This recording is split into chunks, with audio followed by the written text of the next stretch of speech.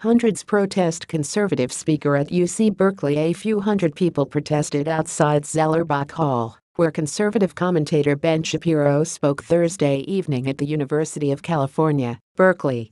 The demonstrators were peaceful, with some chanting against fascism, white supremacists and President Donald Trump. Others were holed up Thursday inside a student building, waving signs protesting the university's decision to allow the event featuring the former editor at Breitbart News. Inside the hall, Shapiro addressed a friendly crowd.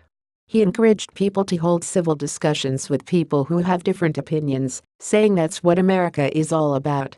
He condemned white supremacists as a very small select group of absolutely terrible people who believe absolutely terrible things. The campus and surrounding Berkeley streets were under tight security after a series of previous events turned violent. Officers arrested at least 3 protesters early Thursday evening. Police identified 2 of the arrestees as Sarah Roark, 44, of San Francisco and Hannah Benjamin, 20, of Fremont.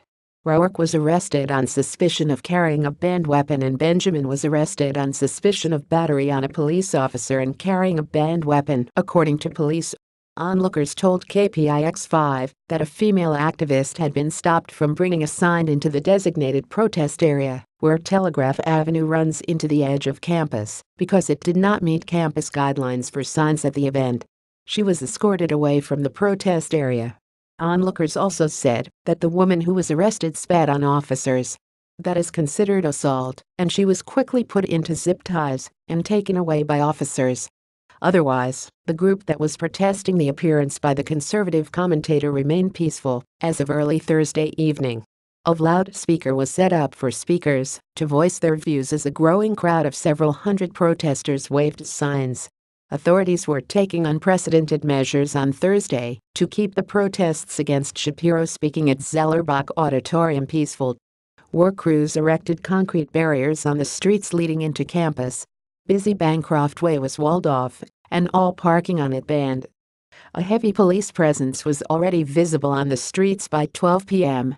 Those attending the speech at 7 p.m. waited in long lines to pass through a metal detector prior to entering Zellerbach. Police in riot gear seemed to be everywhere.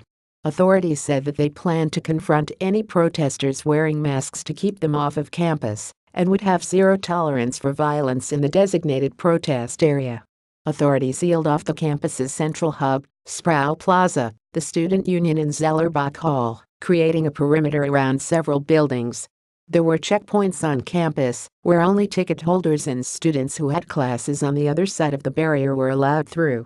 The walkway in front of Zellerbach Hall, the site of Thursday's speech, was littered with chalk messages Thursday afternoon condemning fascism and xenophobia.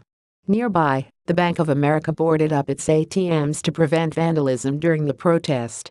Earlier in the day, UC Berkeley freshman Matthew Barnett said he, like many of his fellow students, was a little stunned as he looked over the preparations underway on campus for the speech by Shapiro. The idea that we should have all this security just to have one person speak is a little insane, Barnett told KPIX5.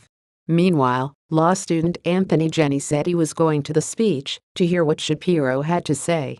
The protesters, are demoting Ben Shapiro for being a fascist. Meanwhile, they are targeting people with conservative views and trying to ruin their lives, he told KPIX5. We do not initiate violence, said Sarah Taylor, a member of refusefascism.org. But we do believe people have the right to self-defense. It's a legal and a moral right. University officials said they would not allow anyone wearing masks, carrying shields or anything that can be used as a weapon near Zellerbach Hall. There will be an increased and highly visible police presence, the university said in a statement.